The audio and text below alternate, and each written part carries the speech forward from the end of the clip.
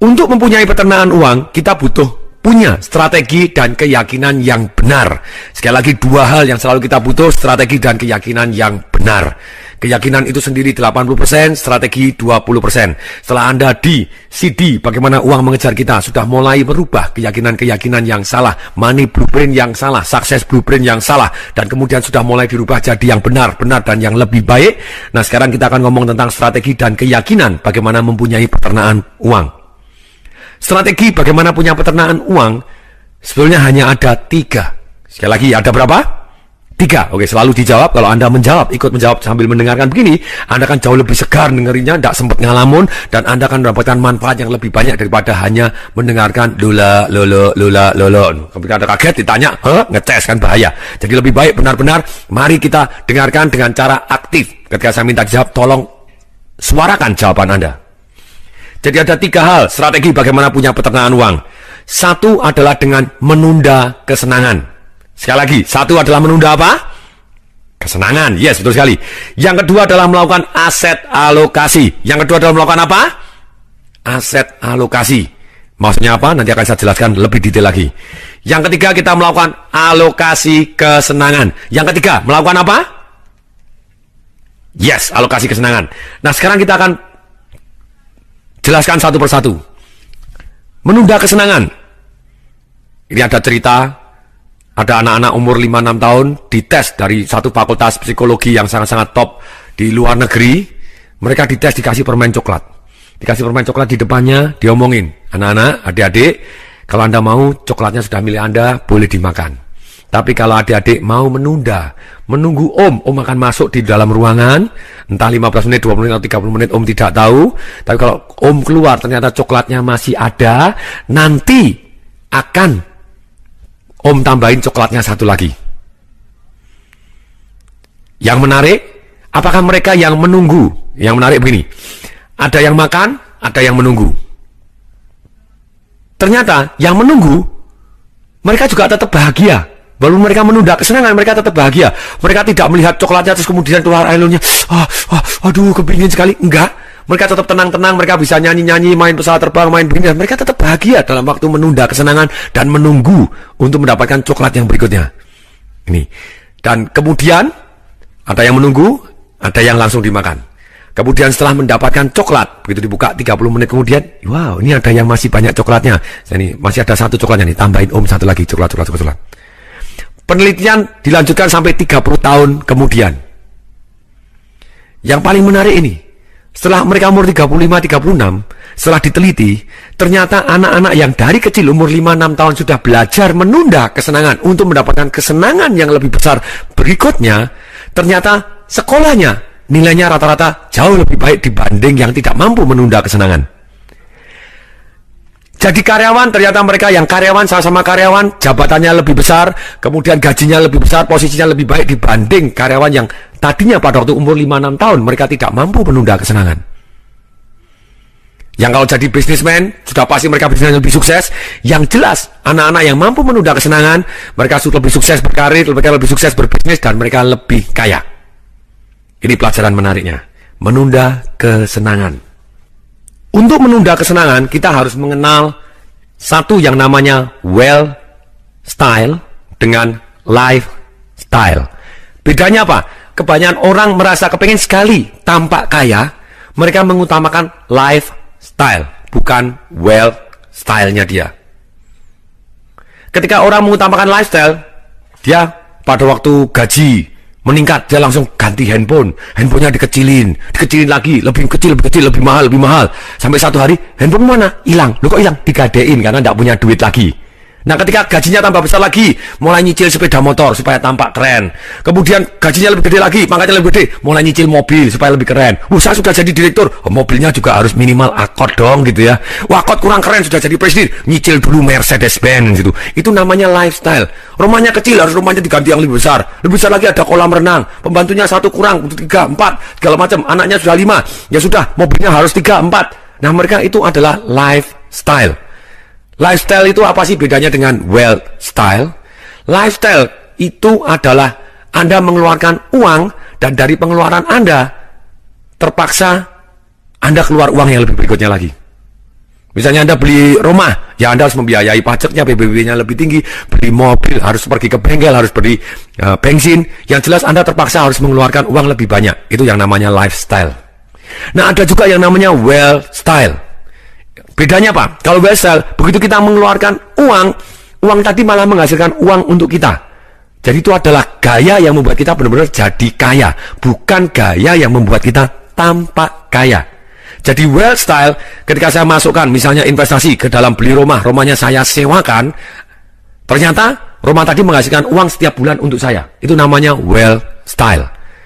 Saya buka bisnis-bisnis, saya investasi misalnya di reksadana ataupun di saham yang ada capital gain juga, kemudian ada juga pembagian dividen, ada royaltinya, pembagian keuntungan. Nah, itu adalah wealth style. Ada orang tanya, Pak, kalau menunda kesenangan itu maksudnya yang bagaimana? Maksudnya kita menunda lifestyle-nya terlebih dahulu. Boleh nggak kita punya Mercy? Boleh, kenapa tidak? Begitu ya. Tahun 2005 ketika istri saya ulang tahun, itu saya kasih hadiah Mercy E-Class dengan peleknya 19 inch gitu ya. Ketika tahun 2006 ulang tahun, saya kasih jam Rolex 11.000 euro, terus kemudian ada jam Cartier juga, kemudian kita tur honeymoon lagi ke Eropa sana gitu ya, 20 hari. Terus kemudian juga tahun 2007 pada waktu ulang tahun saya berikan Mercy SLK Sport gitu ya, jadi yang kabriolet 2 pintu bisa dibuka. Boleh aja, kenapa tidak gitu ya. Itu lifestyle. Tapi tunggu dulu sampai wealth style Anda cukup membiayai lifestyle Anda. Ini maksudnya menunda kesenangan. Jadi 3 prinsip menunda kesenangan yang sederhana. 1, yang terbaik adalah kita menunggu sampai kita mempunyai wealth style atau passive income yang cukup untuk membayar atau mencicil barang-barang konsumtif kita. Jadi yang kerja bukan active income kita, tapi passive income kita. Jadi passive income kita lah yang akan membayarin gaya hidup kita atau lifestyle kita. Itu yang terbaik. Yang kedua, kita harus menunggu sampai kita mempunyai uang minimal 10 kali lebih besar daripada barang lifestyle yang kita inginkan, baru kemudian kita membeli barang tersebut secara tunai. Jadi kalau misalnya mau beli BMW senilai 500 juta, ya tunggu dulu Anda minimal punya 5M baru beli BMW 500 juta. Itu prinsip kedua, 10 kali lipat baru Anda beli. Jadi Anda tenang, induknya tidak ikut dijual gitu ya. Kemudian berikutnya, prinsip yang ketiga, menunda kesenangan, yaitu kita menurunkan kesenangannya tapi tetap senang. Contohnya, misalnya kita mampu beli BMW seri 7, ya sudahlah kita beli yang seri 5. Mampu beli yang terbaru, ya sudahlah beli yang second.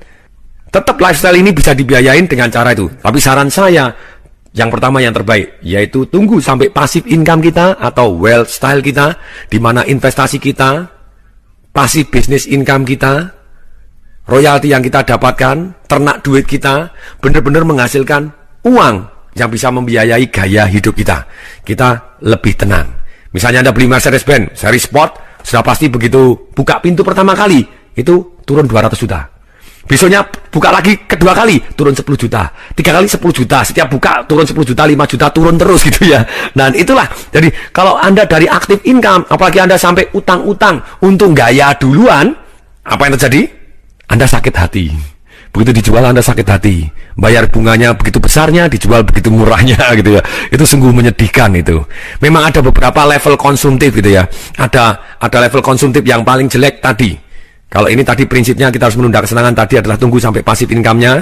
Yang pertama, yang kedua ya kita punya 10 kali lipat kita berikan tunai. Yang ketiga adalah yang Anda menurunkan kadar kesenangan. Bisa beli seri 7, beli seri yang 5 begitu ya. Beli S-Class, beli yang E-Class, tidak masalah, turunkan sedikit, sisanya dikasihkan ke wealth style Anda atau passive income Anda, ternak duit Anda. Nah, yang paling jelek yaitu yang level keempat, yang paling jelek untuk ceritanya prinsip menunda kesenangan ini bukan menunda kesenangan lagi, tapi Anda memajukan kesenangan. Ini yang paling parah. Rata-rata orang di Indonesia, kalau saya tidak boleh ngomong 80%, ya sudahlah 50%. Padahal saya yakin lebih dari atas 80%. Apa yang dilakukan? Mereka utang duluan untuk menikmati kenikmatan jangka pendek, jangka panjangnya sengsara setengah mati. Mereka nyicil A, nyicil B, nyicil C, nyicil D untuk dinikmatin, untuk gaya, kelihatannya tampangnya tampang kaya, tapi utangnya, tagihannya kagak karu-karuan. Tagihan kartu kreditnya ada 8, masing-masing satunya sudah mentok semua, 20 juta, 20 juta, 160 juta, dituntut sana, digugat sini, diributin, penagihan, digembrongin, ditongkrongin, ditagih. hidupnya tidak nikmat karena dia bukan menunda kesenangan tapi malah memajukan kesenangan. Itu yang paling parah gitu ya. Jadi saran saya, please deh, kita lebih baik sabar dulu. Boleh nggak senang-senang? Boleh. Pada waktu saya mulai ngajar Financial Revolution di awal-awal karir saya naik mobil Panther Miyabi, warnanya ungu, tahun 9596 gitu ya. Penyok depan, penyok atas, penyok bawah. Kadang hujan gitu saya harus basah kuyup karena wipernya mati, jadi tangannya harus jadi wiper keluar gitu baru bisa terang, takut tabrak begitu. Tapi apa yang terjadi? Tetap saya tidak jual. Ketika saya ngasih seminar-seminar tentang bagaimana jadi kaya dengan cepat dan aman seperti begitu, orang tanya, wah, ngajar bagaimana jadi kaya, ternyata naik mobilnya Panther penyok, warnanya ungu lagi. Dia belum tahu rahasia satu lagi, bukan punyanya lagi. Ternyata pinjaman dari adik saya, jadi saya sendiri tidak punya mobil. Tapi saya punya prinsip, terserah, saya mau benar-benar kaya kok, bukan tampak kaya. Bukan lifestyle-nya yang gayanya doang, enggak, tapi punya well style yang menunjang kita jadi kaya. Nah, untuk menunda kesenangan ini butuh disiplin. Setelah saya cukup disiplin, makanya hari ini saya nikmatin benar istilahnya well style saya, sedemikian sehingga well style saya cukup membiayai sedemikian sehingga well style saya cukup untuk membiayai lifestyle saya. Kemudian strategi kedua untuk bagaimana mempunyai peternakan uang. Kalau yang pertama adalah strateginya menunda kesenangan, yang kedua adalah melakukan satu yang namanya aset alokasi. Aset alokasi ini kita memanfaatkan satu yang namanya pilihan investasi yang tepat. Kemudian yang kedua, adanya uang yang kita sisihkan dari menunda kesenangan sana. Yang ketiga, adanya faktor bunga berbunga yang digulungkan terus-menerus, tidak diambil hasilnya tapi digulungkan lagi. Yang keempat, adanya waktu. Waktu kita sudah punya, pilihan yang tepat, kita bisa terus belajar. Bunga berbunga sudah ada dimanapun, serta uang, karena kita sudah menunda kesenangan maka kita punya. Jadi empat-empatnya kita sudah punya. Uang, investasi yang kita pilih tepat, yang bisa berbunga-berbunga. Yang ketiga, yang keempat adanya waktu. Makanya kita akan pasti kaya. Ini prinsip peternakan uang. Ada cerita ketika Albert Einstein pertama kali datang di Amerika, dan kemudian setelah dia berkeliling-keliling Amerika, kemudian mau pulang ke negaranya sebelum dia akhirnya pindah ke Amerika, ditanya oleh wartawan di Amerika, Albert Einstein, apa yang paling kamu sukai dari Amerika? Jawabannya begini, saya suka keajaiban dunia yang ke-8. Wartawannya, what? Memangnya ada keajaiban dunia yang ke-8? Albert Einstein ngomong, saya 1-7 saya juga nggak hafal, tapi yang ke-8 saya tahu persis ada di Amerika. Apa itu? Bunga berbunga. Sebelumnya bagi yang agamanya tidak mengizinkan tentang bunga, saya juga bisa katakan bagi hasil yang tidak diambil digulung lagi. Boleh? Jadi kita bisa kok metode syariah yang menghasilkan income dari kita tapi kita tidak ambil, kita gulungkan lagi. Itu samalah dengan bunga berbunga, tapi dengan bahasa yang berbeda, yang lebih sah, karena ada prinsip yang berbeda juga di belakangnya antara bunga dengan prinsip bagi hasil gitu ya. Tapi dalam hal ini maksudnya apa? Ketika dapat bagi hasil, kita gulung lagi, gulung lagi, gulung lagi. Nah, keajaiban dunia yang ke-8 ini, contohnya misalnya, ada satu transaksi yang terbesar sepanjang sejarah. Pulau Manhattan, yang di tempatnya ada New York, ada patung Liberty, ada Wall Street gitu ya. Yang sekarang ini adalah tempat New York, yang dimana ada Empire State Building, ada Wall Street, ada Times Square, Rockefeller Center, Trump Tower, dan semuanya tadi. Pada waktu itu, Pulau Manhattan di tahun 1626 masih kosong. Dan kemudian ada satu transaksi. Dan transaksi tadi adalah senilai 24 US dollar saja. Waktu itu ditukar dengan manik-manik semuanya. Kalau dikurs dengan sekarang sekitar harganya adalah 24 US dollar. Oke, mari kita lihat. 24 US dollar, kalau misalnya itu dibungakan 8% dan diinvestasikan hingga tahun 2008, tidak peduli inflasinya berapapun, konsisten 8% setiap tahun, 24 US dollar dari tahun 1626, tidak ditambah 1 rupiah pun, 1 sen pun, 1 US dollar pun, maka di tahun 2008 dengan bunga 8% per tahun, dari tahun 1626, atau tepatnya 382 tahun kemudian, maka hasil investasi tadi mencapai hampir 500 triliun US dollar.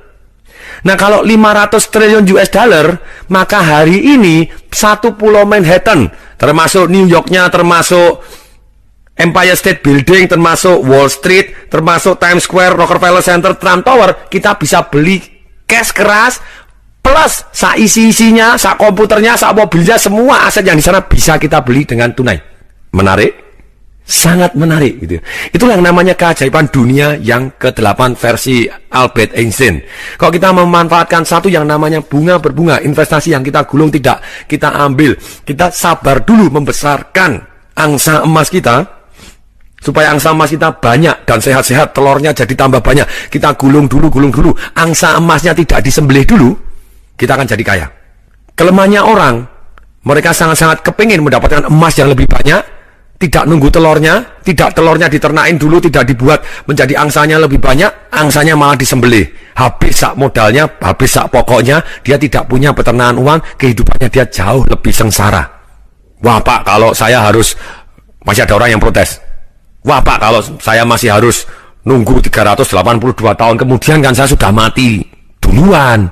Oke, saya ngomong lagi. Misalnya kita ngomong, nabung uang Rp 100 per bulan. Bisa?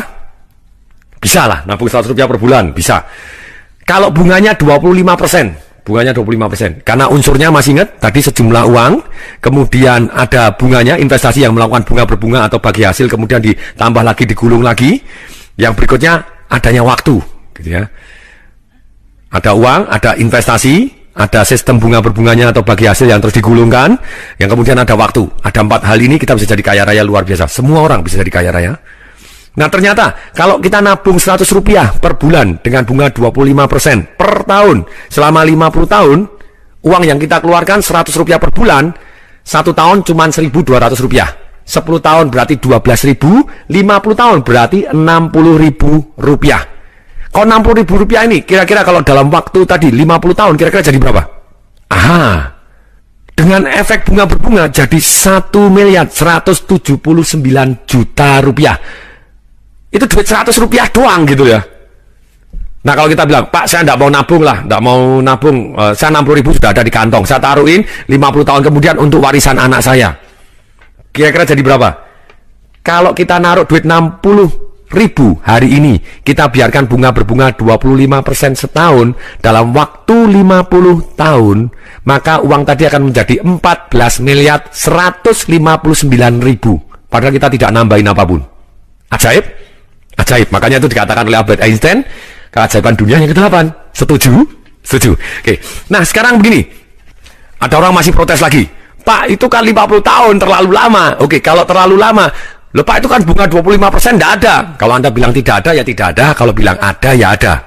Investasi dalam beberapa tahun ini gitu ya, investasi saham di Indonesia itu bisa meledak luar biasa, bisa untung 1 tahun 50 sekian persen, ada kan?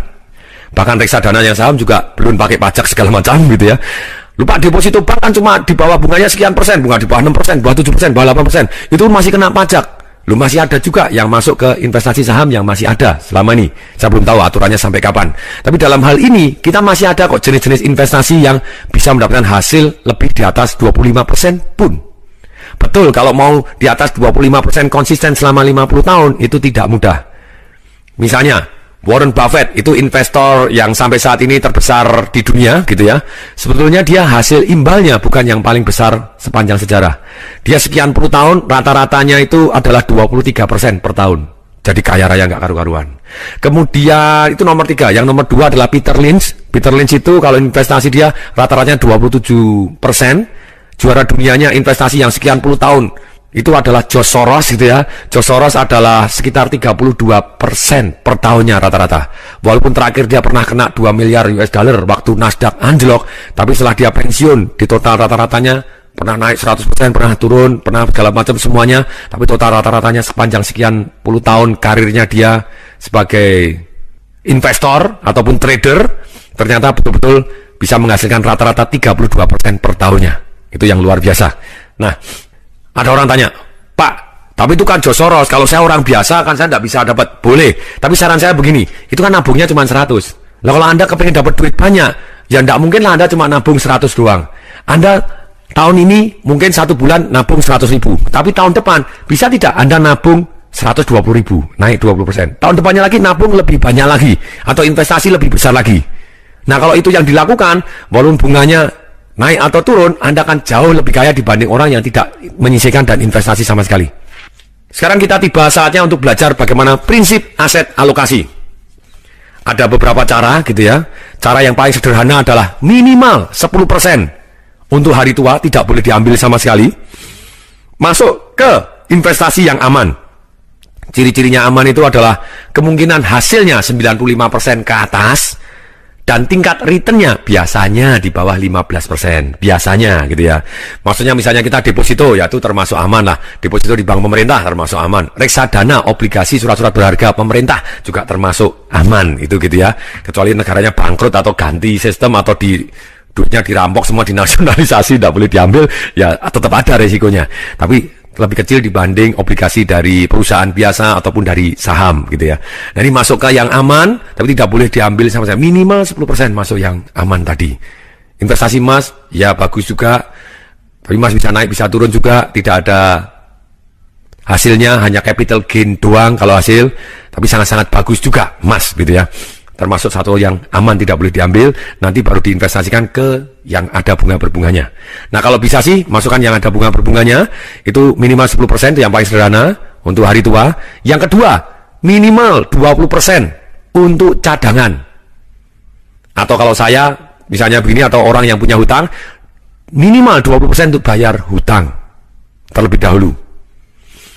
Kalau hutang sudah selesai, 20% ini dicadangkan sampai 5-6 bulan gaji. Supaya apa? Kita punya cadangan 5-6 bulan gaji. If something happen, genteng bocor, segala macam, kita tidak perlu ngambil tabungan hari tua, tapi ada dari cadangan. Jadi cadangan. Sakit bisa untuk cadangan juga. Semuanya ada dari untuk cadangan. Nah, kemudian apabila cadangan 5-6 bulan sudah selesai, 20% ini kita alokasikan untuk investasi yang tumbuh. Maunya tumbuh apa? Rada selebor sedikit boleh, rada edan sedikit boleh. Lupa, if something happen bagaimana? If something happen negatif yang terjadi, tidak apa-apa. Karena kita masih ada 10% yang hari tua yang aman, tidak boleh diambil sama sekali. Oke, itu prinsip yang gampang. Sisanya 70% maksimal. Kalau saya bilang maksimal lebih boleh? Tidak boleh. Tolong dijawab. Boleh atau tidak? Tidak boleh. Maksimal 70% berarti maksimal gitu ya. Kurang boleh, kalau lebih tidak boleh. Itu silahkan dihabiskan untuk biaya sehari-hari. Kalau yang mau lebih canggih lagi, yang sophisticated istilahnya, maksudnya sophisticated, itu tergantung usia kita. Maksudnya tergantung usia kita itu, misalnya begini, kalau di buku Financial Revolution saya, itu saya bahas dengan sangat-sangat detail. Di halaman 132, atau kalau edisi baru bisa jadi berubah, aset alokasi, kami kasih contoh misalnya. Untuk investasi, kita tergantung dari kategori umur kita, dan tergantung dari kategori keberanian kita berinvestasi. Contohnya, umur 20-30. Kalau kita termasuk orang yang berani, saya adalah orang yang agresif tipe investasinya, umur 20-30, mestinya Anda alokasikan kepada yang aman 20%, yang moderat, alokasi yang moderat. Maksudnya apa moderat? Moderat itu adalah bunganya atau hasilnya adalah 15% sampai 100% per tahun, dengan tingkat kepastian hasil antara 70-95%. Nah itu yang moderat. Nah kalau yang cepat atau agresif, jadi kita agresif, investasinya tetap ada yang aman, ada yang moderat, ada yang cepat atau agresif. Maksudnya apa agresif? Agresif itu adalah bunga atau hasilnya imbal baliknya di atas 100% dengan tingkat kemungkinan berhasil di bawah 70%. Itu termasuk kita berarti agresif, gitu ya. Nah, sekarang jadi kalau kita umur 20-30, kita kategori orang yang berani atau orang yang agresif, investasi kita yang aman taruh 20%, yang moderat 40%, yang agresif atau yang investasi yang tumbuh cepat dengan segala risikonya 40% juga. Itu contohnya. Kemudian misalnya kita umur 30-40. Kita kategorinya adalah moderat orangnya. Kalau kita kategori orang yang moderat atau orang yang tidak konservatif, tidak agresif, tapi orang yang berada di tengah, moderat, makanya jenis investasi yang harus kita pilih, 40% masuk yang aman, 30% masuk yang sedang, 30% masuk yang agresif atau yang cepat. Nah, tergantung umur kita juga. Misalnya kita sudah umur 60 tahun. Nah, kalau misalnya umur 60 tahun, kalau kita kategori konservatif, tinggal 60 tadi ditambah 10%. Kalau kita konservatif berarti 70%, kalau umurnya 60, 70% masuk yang aman, 15% masuk yang sedang, 15% masuk yang cepat atau yang agresif. Kenapa? Karena kembali lagi, hukum alam tidak bisa diingkarin. Manusia semakin umur, itu berarti kemungkinannya, maksudnya begini, kalau saya umur 30 tahun, kenapa saya boleh ambil risiko yang lebih besar dibanding orang yang umur 39? Atau kalau saya umur 39, kenapa saya boleh ambil risiko yang lebih besar dibanding orang yang umur 89, misalnya itu. Karena kalau saya belum berhasil, saya masih cukup umur atau cukup waktu untuk memperbaiki. Tapi kalau umur 89, terus kemudian mendadak bangkrut, misalnya ada satu yang namanya Charles Schwab. Charles Schwab itu adalah yang presiden direktur Bethlehem Steel. Dia termasuk salah satu orang yang sangat kaya. Seumur hidupnya dia pernah mendapatkan hasil sekitar 600 juta US di tahun 1920-an sekian sampai 1930-40. Tapi apa yang jadi? Pada waktu dia tua, 5 tahun terakhir dalam hidupnya dia hidup dalam kemiskinan. Tidak punya sepeser pun, 1 sen pun, bahkan hidup dengan utang. Kenapa? Dia sudah cukup umur, dia ambil risiko yang besar, masuk ke saham, masuk ini segala macam, sampai utang segala macam, habis semua. Kalau kita cukup muda, edan sedikit boleh nggak? Boleh lah. Karena masih cukup muda. Kalau belum berhasil, masih cukup muda untuk mengulangi. Kalau sudah berhasil, masih cukup muda untuk menikmati. Tapi kalau kita sudah mulai umur, kita jenis investasinya, walaupun kita kategori agresif pun, kita harus taruh yang ke aman jauh lebih banyak dibanding yang berisiko. Waktu itu ada satu pemilik radio, waktu saya selesai ngasih talk show di radio, terus kemudian langsung saya berangkat seminar, dia nyusul, nyari saya di ruangan siaran dadat, kemudian dia nyusul ke tempat saya seminar, nungguin sampai jam 8 malam selesai, kemudian dia ketemu Gus Romo, terima kasih Pak Tung, saya dengerin siaran radio Anda, saya baru sadar, saya ini sudah umur 60 lebih ya. Ya bener ya Pak Tung ngomong, kalau orang punya duit 10 miliar, jadi 20 miliar, dia tidak tampak pintar, biasa-biasa aja, dan gaya hidupnya juga tidak berubah begitu banyak. Sudah naik Mercy ya enggak berubah banyak lah. Tapi kalau 10 miliar jadi 0, tampak goblok setengah mati. Dan gaya hidupnya pasti berubah total. Saya ini mau buka ini Pak Tung, saya mau investasi gede-gede, tak taruh kan, saya mau utang. Saya pikir juga bener, saya sudah umur 60 sekian, hampir 70. Lah kalau saya taruh gini, tambah kaya juga, efeknya juga tidak begitu banyak dengan gaya hidup saya. Tapi kalau kena semua, saya sengsara sekali tuanya nanti. Kalau butuh kesehatan, butuh apa, saya celaka. Oh, terima kasih Pak Tung, terima kasih. Saya bilang, you are most welcome. Saya bilang gitu. Terima kasih kembali begitu ya. Saya senang sekali bisa bermanfaat untuk orang yang banyak. Jadi mulai hari ini, Bapak Ibu, please deh, Anda melakukan aset alokasi berdasarkan tingkat umur Anda. Nah, itu satu. Yang tadi yang sederhana, yang kedua yang canggih, yang ketiga yang jalan tengah. Yang sekarang saya mulai ajarkan lebih daripada yang sederhana yang cuma 10, 20, 70 tadi, yaitu apa? Saya ajarkan sekarang yang terbaru adalah aset alokasi 1, minimal 10% untuk hari tua. Tidak boleh diambil sama sekali, digulungkan terus, cari yang bunga berbunga. Yang kedua, minimal 10% dialokasi dari income kita untuk pendidikan. Dikatakan oleh Benjamin Franklin, Bapak kemerdekaan, Bapak human right, pencipta anti petir di Amerika, orang yang sangat dihormati di Amerika.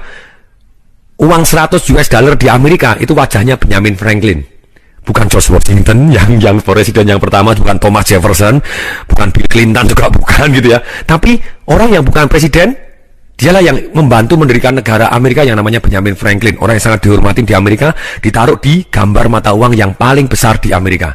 Benjamin Franklin punya prinsip begini, dia cuma lulusan, dia sekolah cuma berapa bulan gitu ya, cuma berapa bulan doang, tapi dia bisa pinter luar biasa, dia sukses luar biasa. Dia ngomong begini, 1 rupiah, kalau dia biasanya pasnya $1 atau 1 sen, terserah gitu ya, 1 rupiah ditaruh di kepala kita akan kembali ribuan kali, jutaan kali di kantong kita. Itu kata-kata Benjamin Franklin. Jadi saran saya, selain Anda prinsip untuk mengalokasikan untuk hari tua, please alokasikan untuk pendidikan. Beli buku, ikut seminar, beli CD audio, dengarkan. Ini, traktir orang-orang yang jauh lebih kaya dibanding Anda. Kita harus terus belajar. 10% adalah untuk pendidikan. Sekarang saya mau tanya, mana yang lebih menghasilkan uang? Leher ke atas atau leher ke bawah? Nah, ada yang malah menjawab leher ke bawah. Ada yang lebih jelas lagi pinggang ke bawah, saya tidak ikut-ikut. Kalau Anda benar-benar pengen sukses, kalau kita betul bahwa kita benar-benar, kita percaya bahwa leher ke atas itu menghasilkan uang lebih banyak daripada leher ke bawah, saran saya, minimal 10% dari income Anda, please deh, taruh untuk mengisi leher ke atas Anda. Kemudian, alokasi yang ketiga, minimal 10% untuk cadangan investasi yang tumbuh. Tadi untuk cadangan investasi yang tumbuh. Kemudian berikutnya yang keempat, minimal 10% untuk amal. Silakan Anda boleh alokasi 5%, 3% terserah. Tapi ini hanya saran saja. Dengan amal, uang kita mengalir kepada banyak orang, sekeliling kita juga ikut sejahtera, dan banyak orang yang tambah dahsyat, tambah makmur karena Anda amal juga. Berikutnya, yang kelima, minimal 10% Anda alokasikan untuk alokasi kesenangan, untuk bersenang-senang. Yang nanti kita akan bahas prinsip ketiga dalam membuat punya peternakan uang. Kemudian yang terakhir yang keenam, maksimal 50% boleh dihabiskan. Sekali lagi maksimal, lebih tidak boleh. Itu jadi lebih dahsyat lagi. Nah, kalau saya ngomong begini, banyak sekali orang yang punya keyakinan yang salah. Dia ngomong gimana? Oh, gaji saya kecil loh, income saya kecil loh.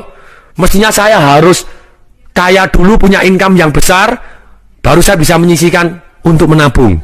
Saya bilang, pantasan kamu miskin. Ceritanya identik seperti orang yang gemuk ingin langsing. Dia ngomong gimana? Kalau dia pengen langsing, dia harus ngomong gini. Lah, disuruh diet, disuruh olahraga. Ah, males saya kan berat nih olahraga. Nanti ya, saya nunggu kalau saya sudah langsing, baru saya mau olahraga, baru saya mau diet. Sama persis ketika orang kepengen kaya, kemudian dia ngomong, saya harus nunggu income saya besar dulu, nunggu kaya dulu, baru saya mau menyisihkan income saya. Percaya tidak, itu tidak akan pernah terjadi.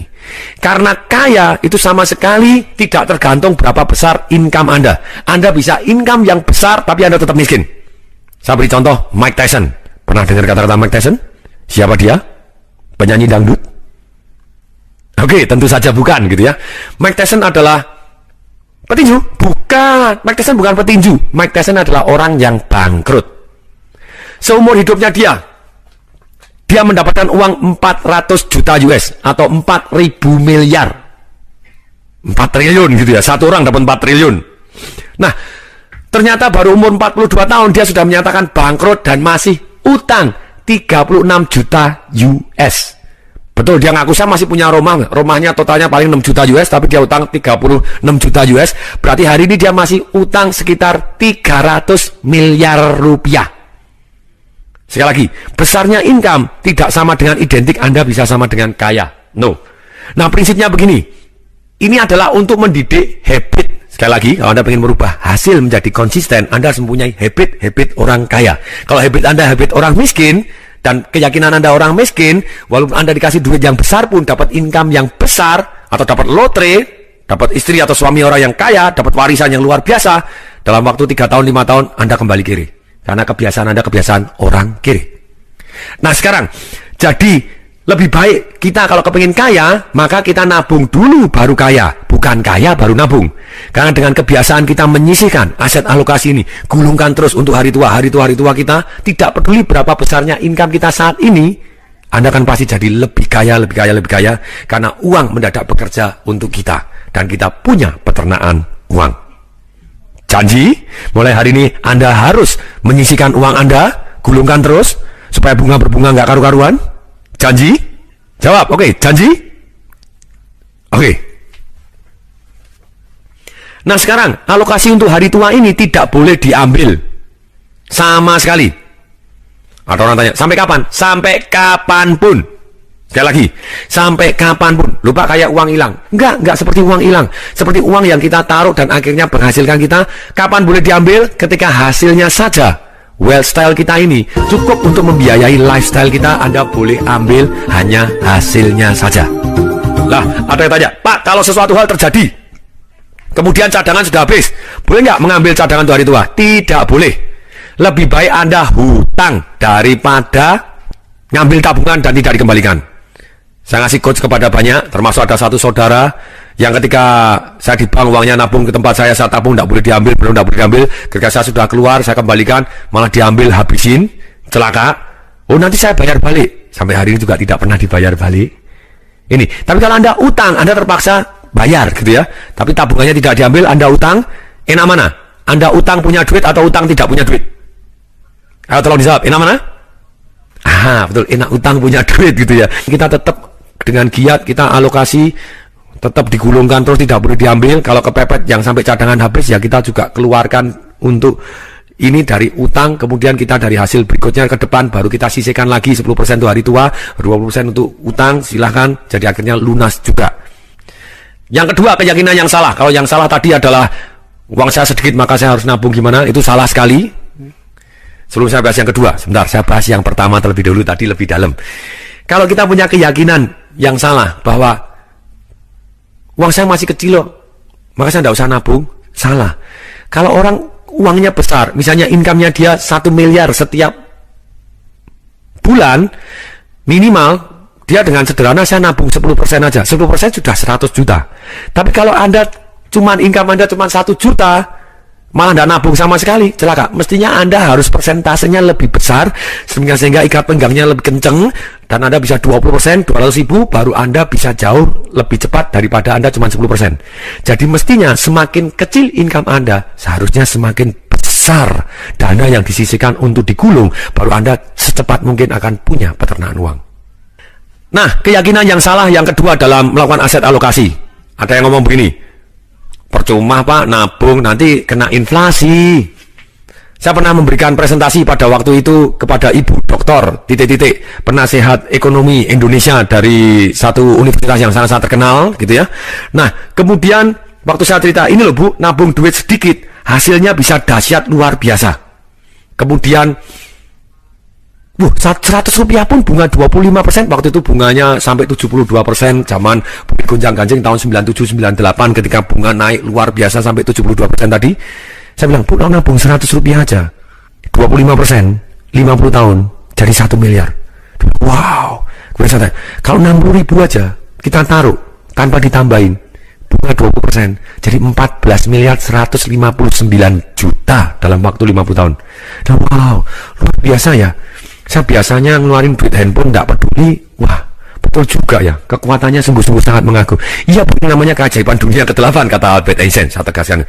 Kemudian dia ngomong, sebentar Patung, karena dia ahli ekonomi doktor, dia ngomong gini, Patung sebentar, ada yang salah dari hitungan Anda belum mempertimbangkan inflasi. Saya ngomong gimana? Aduh Bu, nabung 100 rupiah aja ngitung inflasi lagi. Satu. Yang kedua Bu, enak mana? Inflasinya ribuan persen atau berapapun, enak mana? Dalam waktu 50 tahun Anda punya duit 14 miliar 159 juta atau tidak punya duit sama sekali.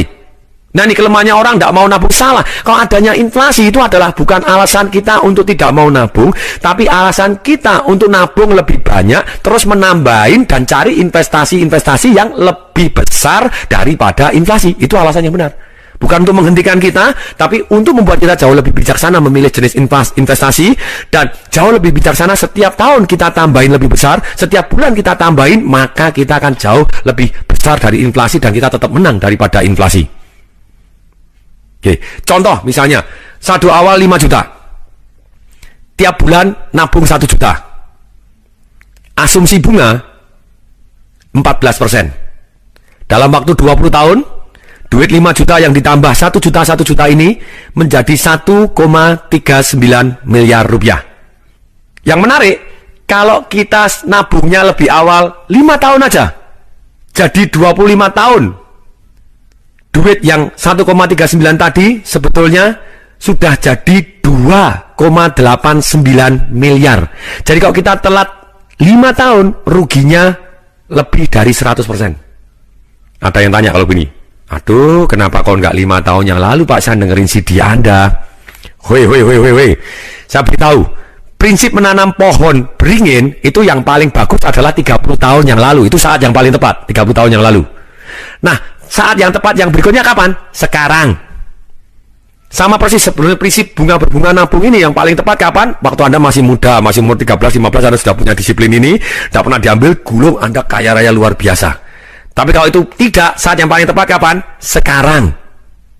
Kapan? Oke, terima kasih sudah dijawab. Nah, kemudian berikutnya, ada yang lebih menarik lagi.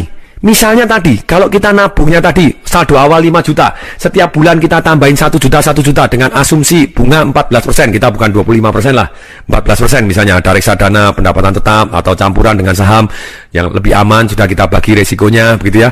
Nah, kemudian, kalau misalnya tahun ini 1 bulan kita 1 juta, tahun depan dengan kenaikan gaji, dengan inflasi, mungkin tidak kita bisa nabung jadi 1,1 juta. Mungkin? Mungkin gitu ya. Nah, sekarang begini, kalau kita nabung 10% dari 1.100.000, tahun depannya kita nambah 10% lagi. Jadi 1.100.000 ditambah 110.000, jadi 1.210.000. Tahun depannya lagi kita nambah lagi 10% lagi, dan seterusnya, dan seterusnya, dan seterusnya setiap tahun. Apa yang terjadi? Uang 5 juta, kita tambahin 1 juta, 1 juta, 1 juta, 1 juta terus. Ternyata dalam waktu 25 tahun, uangnya jadi 5,83 miliar. Bayangin kalau ditambahin 10% aja, sudah 2 kali lipat dibanding kalau kita tetap 1 juta, 1 juta. Jadi, saran saya, karena inflasi, maka kita harus terus meningkatkan investasi kita lebih besar setiap tahunnya, maka kita akan menang dibanding inflasi. Ilustrasi cerita yang menarik tentang kejadian ini adalah ada satu rekan saya yang kerja di bank. Kita ngomonglah satu yang namanya, misalnya kasih nama Pak Tekun, yang satu Pak Zero. Ini plus minus kisah nyata yang ceritanya kemudian saya buat dramatisasi sehingga jauh lebih menarik, begitu ya. Ceritanya begini. Sama-sama mereka masuk di tahun 1978. Pak Tekun, karena dia mulai dari karir dari yang paling bawah, dia gajinya cuma Rp20.000 di tahun 78. Yang satu karena masuk langsung jadi level supervisor atau kelas wakil pemimpin pada waktu itu, gajinya sudah pasti 2 kali 3 kali lipat lebih besar daripada Pak Tekun ini, yang namanya Pak Zero. Apa yang terjadi? Pak Zero ganti mobil, nyicil mobil, nyicil rumah. Dia sebelumnya bukan orang yang jahat, dia amal luar biasa. Saya tidak melarang orang amal, sekali lagi, tapi ceritanya begini. Dia mempunyai lebih dari 20 orang, sekitar 24 orang yang menjadi tanggungannya dia. Dia punya kakak dari istrinya dia, kakaknya dia, kebetulan dua-duanya janda, wanita, dan punya anak 4, ada pembantu yang harus dia pelihara, kakaknya dia juga, yang laki tidak bisa kerja, dia bantu, semuanya bantu. Jadi dia satu orang menanggung beban 24 orang. Angkanya berarti seperti itu. Nah, dia amal, dia baik. Dan apa yang terjadi, dia juga terus ganti mobil yang lebih baik, kemudian nyicil rumah lebih besar, dan utang-utang terus dengan bunga yang besar, tidak pernah menyisihkan untuk wealth style-nya, lifestyle dan amal, tidak apa-apa. Tapi ketika dia pensiun, ada kejadian yang menyedihkan. Dia beli franchise, tapi franchise-nya gagal total, uang franchise-nya habis, dia rumah tinggal 1, dia bilang aduh susah, rumahnya sekitar 1,2 M, udah utang 400 jutaan, terus kemudiannya sudahlah, dijual aja, dibayarkan utang, pindah ke rumah yang lebih kecil. Tapi waktu mau pindah rumah kecil, ada peluang bisnis, peluang investasi yang bunganya menghasilkan, wah lumayan ini, daripada saya belikan rumah, lebih baik saya ternakkan, saya bisa nyewa.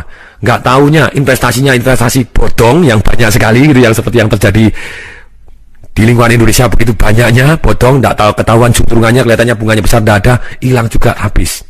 Dia punya 4 anak, yang satu sudah lulus, sudah mulai kerja, 3 masih sekolah, sungguh sedih akhirnya, dia nggak punya uang. Nah, yang satu, yang nama tadi Pak Zero, yang sekarang yang Pak Tekun, mulai dengan gaji 20.000, dia menyisihkan 10%. Dia nabung cuma 2.000. Tahun berikutnya gaji naik, karena 78 pernah terjadi agak gonjang-ganjing, dia naik jadi 30.000, dia tabung 3.000. Kemudian waktu gajinya dia 50.000, dia bukan nabung 5.000, bukan 10%, tapi dia nabung 20.000, berarti 40% dia tabung. Gulungin terus.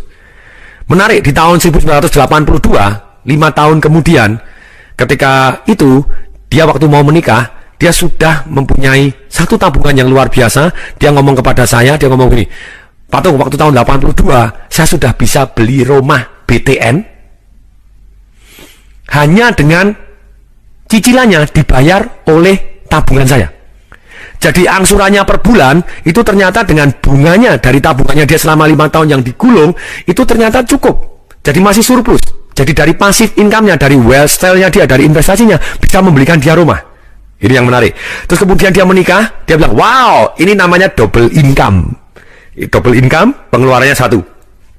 Dengan menikah, dia semakin menabung lagi lebih banyak. Dan kemudian ketika Pak Tekun, pada waktu itu, rekan saya di bank tadi, pada waktu bumi gonjang-ganjing, di tahun 1997-98, kemudian bank kita itu tadi diambil alih oleh pemerintah, dan kemudian pimpinan-pimpinan cabang pada stres semua. Wah, pasti kita akan direkturnya diganti oleh dari pemerintah ini diganti. Nanti pimpinan cabang juga akan diganti. Dia dengan damai sejahtera. Oh, Kalau saya diganti juga enggak apa-apa.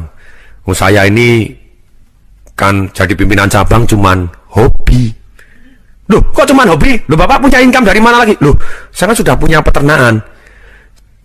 Ketika Pak Tekun ini ngomong bahwa dia sudah punya peternakan, kita semua heran. Kenapa heran? Karena kita sudah tahu bahwa dari dulu dia tidak pernah usaha apapun. Loh, mendadak bisa punya peternakan. Loh, peternakan apa, Pak? Loh, dia bilang, aku kan punya peternakan uang.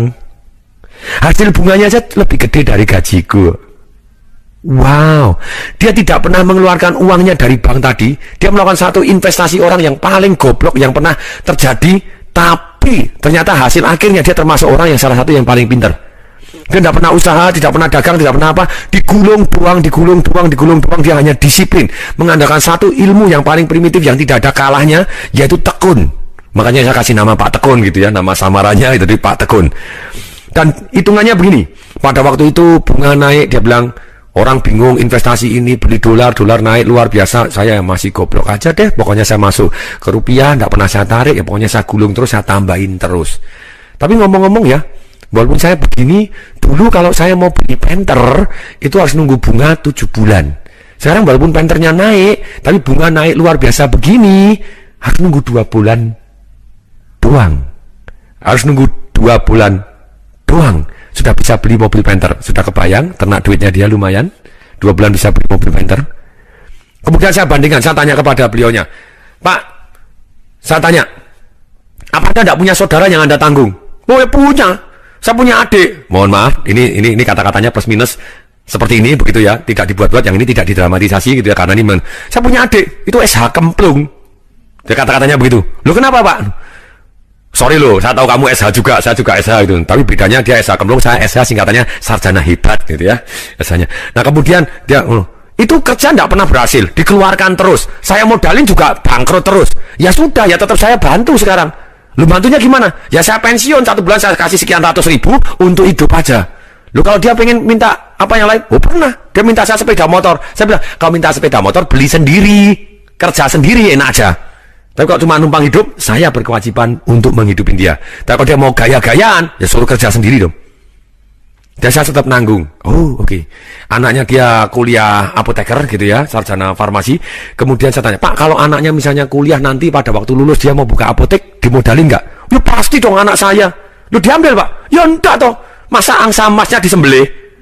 Enggak boleh, angsa emas modalnya enggak boleh. Nanti nunggu hasilnya dulu, nunggu bunganya dulu. Kalau bunganya cukup dalam waktu mungkin 6 bulan atau 1 tahun cukup untuk modal, ya baru diambil dari hasilnya doang, dari hasil ternaknya doang. Nangkep? Saya bilang, nangkep. Sekarang saya tanya kepada Bapak Ibu yang mendengarkan. Nangkep? Nangkep itu. Masuk akal? Masuk akal. Oke, sekarang semua please tolong tangan kanan tepuk ke dahinya, semua tangan kanan tepuk dahinya, ikutin kata saya. Masuk akal. Nah, dengan kita belajar seperti ini, dengan Bapak Ibu ngikutin saya tangan ke atas, tepukan ke dahi, masuk akal, Anda kan jauh lebih ingat karena ada gerakan-gerakan yang aneh menurut Anda, tapi Anda kan punya cantolan. Harusnya masuk akal. Kalau tekun begini saya gulung dulu, jangan sampai angsanya disembelih, ambil telurnya doang gitu ya. Semoga ini bermanfaat. Berikutnya, strategi ketiga untuk melakukan ternak duit, yaitu kita harus dengan sengaja melakukan satu yang namanya alokasi kesenangan. Lu kenapa ternak duit harus bersenang-senang juga? Karena begini, kesalahan orang dalam mengelola uang ada 2 macam saja. Satu, begitu borosnya sampai akhirnya tua sengsara, utang-utang terus di depan untuk kenikmatan jangka pendek, sengsara jangka panjang, kenikmatan di depan, gaya dulu di depan, tapi mati belakangan karena nyicil bunganya nggak karu-karuan. Yang kedua, kesalahannya kebalikannya dari yang boros, yaitu apa? Mereka pelit, melilit, gutil, mentitil, ngeret, kecerit. Mohon maaf, ini bahasa Jawa gitu ya. Maksudnya ngirit, kecerit itu, mohon maaf gitu ya. Anda saking ngiritnya sampai berak di celana itu namanya kecerit itu ya. Supaya Anda ingat seumur hidup. Saya sengaja menggunakan bahasa-bahasa seperti ini supaya Anda ingat seumur hidup. Sebenarnya kalau kita sudah disiplin menunda kesenangan dan disiplin melakukan aset alokasi, sudah layaknya kita mengalokasikan kesenangan. Kalau tidak, kalau kita tidak mengalokasikan uang kita untuk bersenang-senang, ketika kita mempunyai prinsip yang salah, kita harus ngirit-ngirit terus. Sebenarnya pada waktu orang yang ngirit sekali, atau pelit sekali, tidak pernah menikmati kesenangan dari uangnya, sebenarnya dia mati sebagai orang miskin. Tidak pernah nikmatin, mati sebagai orang miskin. Dia walaupun punya duit banyak, dia sebenarnya mati sebagai orang miskin. Jadi, inilah yang dianggap orang yang namanya mendewakan uang dan menuhankan uang. Jadi uangnya cuma disembah-sembah supaya nambah, tidak pernah dimanfaatkan untuk amal, tidak pernah dimanfaatkan untuk kebaikan diri dan orang banyak, begitu ya. Tidak pernah dinikmatin oleh orang lain juga. Nah, sungguh sangat-sangat menyedihkan orang-orang yang seperti ini kehidupannya. Dia akan terus dalam kondisi status miskin karena tidak pernah memanfaatkan uangnya untuk lifestyle-nya dia. Nah, sekarang begini, caranya bagaimana? Caranya begini. Kalau kita misalnya kasih waktu, kalau kita sudah disiplin 3 bulan minimal, boleh 6 bulan, boleh setahun sekali, tapi minimal 3 bulan ketika kita sudah disiplin melakukan aset alokasi dan menunda kesenangan, 10% yang kita alokasikan untuk kesenangan tadi, kita ngumpul sudah dapat duit 30% selama 3 bulan atau 60% selama 6 bulan, langsung diambil untuk dihabiskan, dinikmatin. Oh, saya pengen beli barang ini, boleh nggak? Saya pengen beli barang ini, boleh nggak? Boleh. Selama masih dalam itu boleh. Malah saran saya harus. Jadi hidup Anda so good, benar-benar enak. Saya pernah dengan istri saya. Waktu itu saya alokasi waktu juga alokasi uang untuk kesenangan, begitu ya. Termasuk untuk anak-anak saya di tahun kapan tuh 2004. Waktu itu masih 1 bulan itu minimal 2 hari saya berikan untuk keluarga saya, gitu ya. Nah kemudian waktu itu April sama Mei saya gabung. Akhir April sama awal Mei, jadi 4 hari. Saya sudah alokasi uang, saya sudah disiplin melakukan tertib. Kemudian saya ngomong kepada istri saya, yuk kita pergi yuk ke Anyer. Nih, kamu yang cari ya, saya nih. Kalau istri saya cari, oke. Oh ini ada hotel nih, hotel yang paling bagus. Oke. Wah, harganya sekian. Oke, terus kemudian dia, tapi uangnya masih sisa banyak itu. Uangnya sisa banyak. Ya masuk ke Presiden Suite. Loh, tapi Presiden Suite itu 1 malam 3,6 juta loh. Lu ya enggak apa-apa, dinikmatin, cukup enggak uangnya? Masih cukup, ya sayu. Nah ini namanya menikmatin hidup, gitu ya. Jadi ketika saya disiplin melakukan aset alokasi, saya juga menikmati yang saya suka. Saya senang keliling ke luar negeri, saya senang tinggal di hotel-hotel yang terbaik di dunia, saya tinggal di Ritz-Carlton di Bali, melakukan talaso yang begitu indahnya, yang terbaik di dunia, ternikmat di dunia misalnya. Keaman jiwa, satu hari, 1 malam itu sudah 8 juta sendiri. Tapi programnya begitu menariknya, begitu ya. Kemudian pagi-pagi, bangun pagi jam 4, langsung pergi ke Borobudur. Kita melihat matahari terbit di atas Borobudur. Oh, so beautiful. Kekayaan alam di Indonesia yang luar biasa, warnanya biru, indah, ada bukit-bukitnya, luar biasa sekali. Kemudian sudah selesai, turun, lihat matahari terbit, makan pagi, kemudian dijemput pakai gajah. Jadi kita naik gajah. Bukan 5 menit gitu ya, 1,5 jam menyusurin sungai gitu ya, dengan keluarga saya, dengan anak saya, dengan istri saya menyusurin sungai, kemudian terus menyusurin sungai, masuk ke sawah, masuk ke kampung, sampai akhirnya kembali ke hotel gitu ya. Jadi kita nikmatin, benar-benar nikmatin something yang orang lain mungkin tidak rela untuk menikmatin. Saya rela dan saya senang ketika saya sudah melakukan aset alokasi. Demikian juga untuk amal, Anda harus amal. Dan kalau kita sudah alokasikan, kita amalnya jauh lebih damai. Dan kalau Anda semakin banyak amal dalam proporsi yang tepat tadi, kenapa proporsi tepat dan tidak tepat?